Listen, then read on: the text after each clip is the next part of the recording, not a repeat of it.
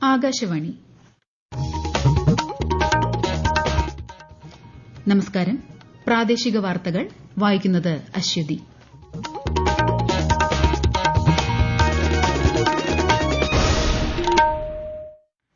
പ്രധാന വാർത്തകൾ. പാർലമെന്റിൽ ഇന്നും പ്രതിപക്ഷ ബഹളം. ലോക്സഭ 2 മണിവരെ നിർത്തിവച്ചു. രാജ്യസഭ ഇന്നത്തേക്ക് പിരിഞ്ഞു. പ്രധാനമന്ത്രി നരേന്ദ്രമോദി നാളെ വാരണസി സന്ദർശിക്കും. 2200 കോടി രൂപയുടെ വിവിധ വികസന പദ്ധതികൾക്ക് തുടക്കം കുറിക്കും. സംസ്ഥാനത്തെ ത്രിതല പഞ്ചായത്തുകൾക്കും നഗരസഭകൾക്കുമായി 1610 കോടി രൂപ കൂടി അനുവദിച്ചതായി ധനകാര്യമന്ത്രി കെ.എൻ. ബാലഗോപാൽ. കേരളത്തിലെ പൊതുവിദ്യാലയങ്ങളിൽ പുതുക്കിയ മെനു അനുസരിച്ചുള്ള ഉച്ചഭക്ഷണം ഇന്നു മുതൽ പ്രാബല്യത്തിൽ. മുലയൂട്ടലിന് മുൻഗണന നൽകാൻ ആഹ്വാനവുമായി ലോക മുലയൂട്ടൽ വാരാചരണത്തിന് ഇന്ന് തുടക്കം. ഓവൽ ക്രിക്കറ്റ് ടെസ്റ്റിൽ ഇംഗ്ലണ്ടിനെതിരെ ഇന്ത്യയുടെ ഒന്നാം ഇന്നിംഗ്സ് ബാറ്റിംഗ് ഇന്ന് പുനരാരംഭിക്കും. വാർത്തകൾ വിശദമായി. പ്രതിപക്ഷ ബഹളത്തെ തുടർന്ന് പാർലമെന്റിന്റെ ഇരുസഭകളിലും ഇന്നും നടപടിക്രമങ്ങൾ തടസ്സപ്പെട്ടു. ലോക്സഭയിൽ നടപടികൾ 2 മണിവരെ നിർത്തിവച്ചു. രാവിലെ 11 മണിക്ക് സഭ സമ്മേളിച്ചപ്പോൾ തന്നെ പ്രതിപക്ഷം വിവിധ വിഷയങ്ങൾ ഉന്നയിച്ച് ബഹളം ആരംഭിച്ചു.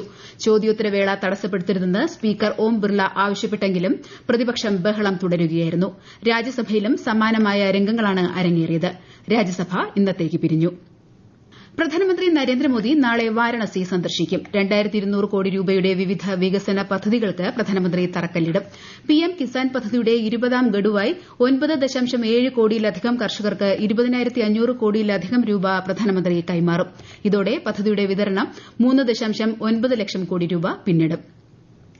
സംസ്ഥാനത്തെ ത്രിതല പഞ്ചായത്തുകൾക്കും നഗരസഭകൾക്കുമായി 1610 കോടി രൂപ കൂടി അനുവദിച്ചതായി ധനകാര്യമന്ത്രി കെ.എൻ. ബാലഗോപാൽ.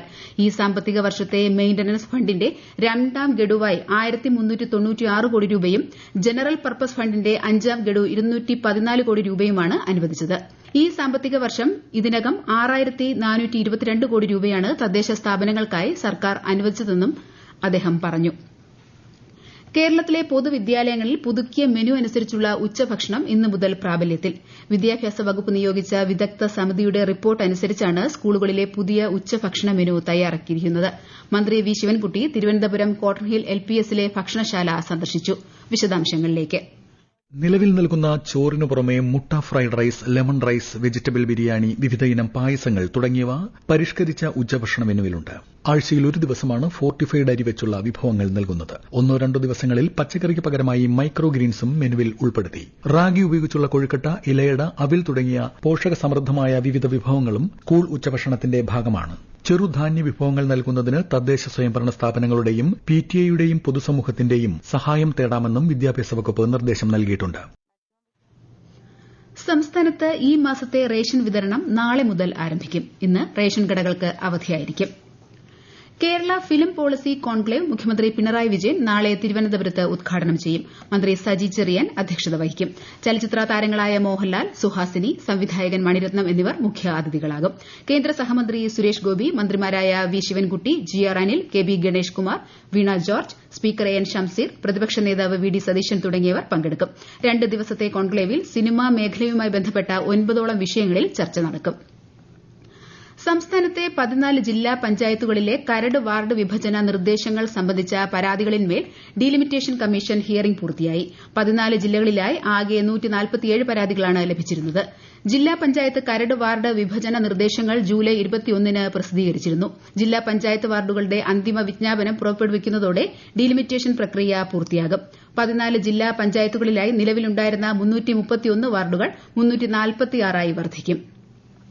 അറസ്റ്റിലായ കന്യാസ്ത്രീകൾക്ക് ജാമ്യം നൽകുന്നതിനെ ഛത്തീസ്ഗഡ് സർക്കാരും പോലീസും എതിർക്കില്ലെന്ന് പ്രധാനമന്ത്രിയും ആഭ്യന്തരമന്ത്രിയും ഉറപ്പു നൽകിയിട്ടുണ്ടെന്ന് BJP സംസ്ഥാന അധ്യക്ഷൻ രാജീവ് ചന്ദ്രശേഖർ. തൃശൂർ അതിരൂപത ആസ്ഥാനത്ത് CBCI അധ്യക്ഷൻ മാർ ആൻഡ്രൂസ് താഴത്തിനെ സന്ദർശിച്ച ശേഷം മാധ്യമങ്ങളോട് സംസാരിക്കുകയായിരുന്നു അദ്ദേഹം. രാജ്യത്ത് ക്രൈസ്തവർക്ക് മതിയായ സംരക്ഷണം ഉറപ്പാക്കണമെന്ന് ആവശ്യപ്പെട്ടതായി മാർ ആൻഡ്രൂസ് താഴത്ത് പറഞ്ഞു. ലോക മുലയൂട്ടൽ വാരാചരണത്തിന് ഇന്ന് തുടക്കം. മുലയൂട്ടലിന് മുൻഗണന നൽകുക, സുസ്ഥിര പിന്തുണാ സംവിധാനങ്ങൾ സൃഷ്ടിക്കുക എന്നതാണ് ഈ വർഷത്തെ പ്രമേയം. കുഞ്ഞിന്റെ ശാരീരികവും മാനസികവുമായ വളർച്ചയ്ക്ക് വേണ്ടുന്ന എല്ലാ ഘടകങ്ങളും മുലപ്പാലിലുണ്ടെന്നും 6 മാസം പൂർത്തിയാകും വരെ മുലപ്പാൽ മാത്രമേ കുഞ്ഞിന് നൽകാവൂ എന്നും ശിശുരോഗ വിദഗ്ധയും Indian Academy of Pediatrics Thiruvananthapuram ട്രഷററുമായ ഡോക്ടർ കാർത്തിക ഗോപൻ ആകാശവാണി വാർത്തകളോട് പറഞ്ഞു. ഒരു കുഞ്ഞ് ജനിച്ചു കഴിഞ്ഞാൽ ഉടനെ തന്നെ എത്രയും പെട്ടെന്ന് തന്നെ കൊടുക്കേണ്ടതാണ് മുലപ്പാൽ. അതിനു മുന്നേ മറ്റൊരു പദാർത്ഥവും കുഞ്ഞിന് കൊടുക്കാൻ പാടുള്ളതല്ല. വയറിളക്കം, ന്യൂമോണിയ പോലെയുള്ള മാരകമായ രോഗങ്ങൾക്കെതിരെയുള്ള പ്രതിരോധ ശേഷിയും കുഞ്ഞിന് മുലപ്പാൽ വഴി ലഭിക്കുന്നു. 6 മാസത്തിന് ശേഷം മുലപ്പാൽ അല്ലാതെ മറ്റ് ആഹാരങ്ങൾ കൊടുത്തു തുടങ്ങുമ്പോഴും മുലപ്പാൽ തുടർന്ന് നൽകേണ്ടതാണ്. കഴിയുന്നതും 2 വയസ്സ് വരെ നമ്മൾ മുലപ്പാൽ തുടർന്ന് നൽകണം. ഈ വാർത്തകൾ ആകാശവാണിയിൽ നിന്ന്. ആകാശവാണി വാർത്തകളും വാർത്താധിഷ്ഠിത പരിപാടികളും All India Radio News Thiruvananthapuram YouTube ചാനലിലും All India Radio News Thiruvananthapuram Facebook പേജിലും AR News_ തിരുവനന്തപുരം ഇൻസ്റ്റഗ്രാം അക്കൌണ്ടിലും AR News_TVM X ഹാൻഡിലും ലഭ്യമാണ്.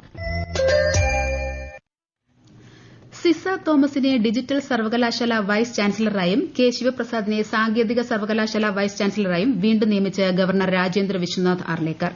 ഇത് സംബന്ധിച്ച വിജ്ഞാപനം രാജ്ഭവൻ പുറത്തിറക്കി. 6 മാസമാണ് താത്കാലിക വിസിമാരുടെ കാലാവധി. സ്കൂളുകളിലെ പാമ്പ് കടിയേറ്റുള്ള അപകടങ്ങൾ ഒഴിവാക്കാൻ ലക്ഷ്യമിട്ട് അധ്യാപകർക്ക് പാമ്പ് പിടുത്തത്തിൽ ശാസ്ത്രീയ പരിശീലനം നൽകാനൊരുങ്ങി വനംവകുപ്പ്. സംസ്ഥാനത്ത് ആദ്യമായാണ് ഇത്തരമൊരു പദ്ധതി നടപ്പാക്കുന്നത്. പാലക്കാട് ജില്ലയിൽ ഈ മാസം 11-ന് പരിശീലനത്തിന് തുടക്കം കുറിക്കും. വിശദാംശങ്ങളുമായി ആകാശവാണി പാലക്കാട് ജില്ലാ പ്രതിനിധി ഫൈസൽ അലിമുത്ത്.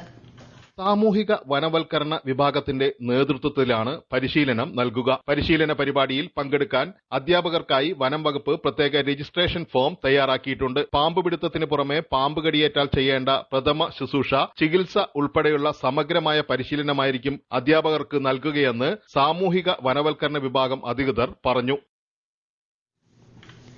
സിപിഐഎം നേതാവും മുൻ മുഖ്യമന്ത്രിയുമായ VS അച്യുതാനന്ദന്റെ വേർപാടിൽ അനുശോചിച്ച് സിപിഐഎം സംസ്ഥാന കമ്മിറ്റി ഇന്ന് അനുശോചന സമ്മേളനം സംഘടിപ്പിക്കും.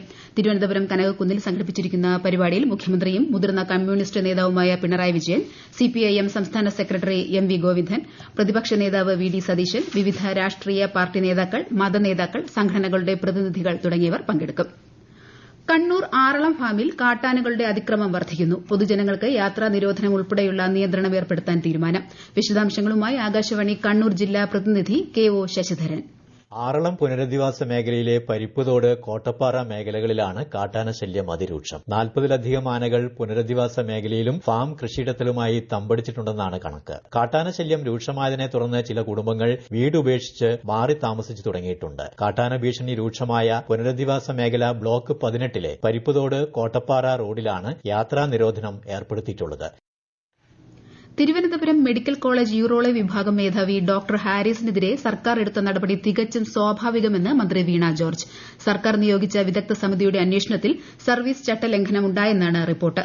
റിപ്പോർട്ടിന്റെ അടിസ്ഥാനത്തിൽ നടപടി എടുക്കാതിരിക്കാനാവില്ലെന്നും മാധ്യമപ്രവർത്തകരുടെ ചോദ്യത്തിന് മറുപടിയായി മന്ത്രി പറഞ്ഞു. അതേസമയം റിപ്പോർട്ടിൽ എന്താണ് പറഞ്ഞിട്ടുള്ളതെന്ന് തനിക്കറിയില്ലെന്നും റിപ്പോർട്ടിന്റെ പകർപ്പ് ലഭിച്ചിട്ടില്ലെന്നും ഡോക്ടർ ഹാരിസ് പ്രതികരിച്ചു. ഓവൽ ക്രിക്കറ്റ് ടെസ്റ്റിൽ ഇംഗ്ലണ്ടിനെതിരെ ഇന്ത്യയുടെ 1-ാം ഇന്നിംഗ്സ് ബാറ്റിംഗ് ഇന്ന് പുനരാരംഭിക്കും. ആദ്യ ദിനം 6 വിക്കറ്റിന് 204 റൺസ് എന്ന നിലയിൽ ബാറ്റിംഗ് തകർച്ച നേരിട്ട ഇന്ത്യ കരുതലോടെയാകും ഇന്ന് കളത്തിലിറങ്ങുക. പരമ്പരയിൽ ഇംഗ്ലണ്ട് 2-1 മുന്നിലാണ്. രാജ്യത്തെ ഓഹരി വിപണികളിൽ നഷ്ടം. സെൻസെക്സ് 140 പോയിന്റ് താഴ്ന്ന് 81,045-ലും നിഫ്റ്റി 46 പോയിന്റ് നഷ്ടത്തിൽ 24,715-ലും വ്യാപാരം തുടരുന്നു. സ്വർണ്ണവില കുറഞ്ഞു. സ്വർണ്ണം ഗ്രാമിന് 20 രൂപ കുറഞ്ഞ് 9,150 രൂപയും പവന് 160 രൂപ കുറഞ്ഞ് 73,200 രൂപയുമാണ് ഇന്നത്തെ വില. കൊല്ലത്ത് നീണ്ടകരയിൽ മത്സ്യബന്ധനത്തിന് പോയ ബോട്ട് തിരയിൽപ്പെട്ട് പുലിമുട്ടിലേക്ക് ഇടിച്ചു കയറി മത്സ്യത്തൊഴിലാളികൾക്ക് പരിക്കേറ്റു. ബോട്ട് പൂർണ്ണമായും മുങ്ങിയെങ്കിലും ബോട്ടിലുണ്ടായിരുന്ന 12 പേരെയും രക്ഷപ്പെടുത്തി. ട്രോളിംഗ് നിരോധനം ഇന്നലെ അർദ്ധരാത്രി അവസാനിച്ചെങ്കിലും കാലാവസ്ഥാ മുന്നറിയിപ്പുള്ളതിനാൽ മത്സ്യത്തൊഴിലാളികൾ ജാഗ്രത പാലിക്കണമെന്ന് അധികൃതർ നിർദ്ദേശം നൽകി. കർണാടക, ലക്ഷദ്വീപ് തീരങ്ങളിൽ ഇന്നും നാളെയും മത്സ്യബന്ധനം നിരോധിച്ചിട്ടുണ്ട്. തൃശൂർ അതിരപ്പള്ളി വീരാൻകുടി ഉന്നതിയിൽ വീട്ടിൽ ഉറങ്ങിക്കിടന്ന 4 വയസ്സുകാരനെ പുലി ആക്രമിച്ചു. മുതുകിൽ ആഴത്തിൽ മുറിവേറ്റ കുട്ടിയെ ചാലക്കുടി ആശുപത്രിയിൽ നിന്നും തൃശൂർ മെഡിക്കൽ കോളേജിലേക്ക് മാറ്റി. തലച്ചോറിന് ക്ഷതമേറ്റിട്ടുണ്ടോ എന്നത് അടക്കമുള്ളവ പരിശോധിക്കും. 79ാമത് സ്വാതന്ത്ര്യദിന പ്രസംഗത്തിൽ ഉൾപ്പെടുത്താൻ പൊതുജനാശയങ്ങൾ ക്ഷണിച്ച് പ്രധാനമന്ത്രി ശ്രീ നരേന്ദ്രമോദി. ആശയങ്ങൾ MyGovയിലും നമോ ആപ്പ് ഓപ്പൺ ഫോറത്തിലും പങ്കിടാൻ പ്രധാനമന്ത്രി ആഹ്വാനം ചെയ്തു. പ്രധാന വാർത്തകൾ വീണ്ടും. പാർലമെന്റിൽ ഇന്നും പ്രതിപക്ഷ ബഹളം. ലോക്സഭ 2 മണിവരെ നിർത്തിവച്ചു. രാജ്യസഭ ഇന്നത്തേക്ക് പിരിഞ്ഞു.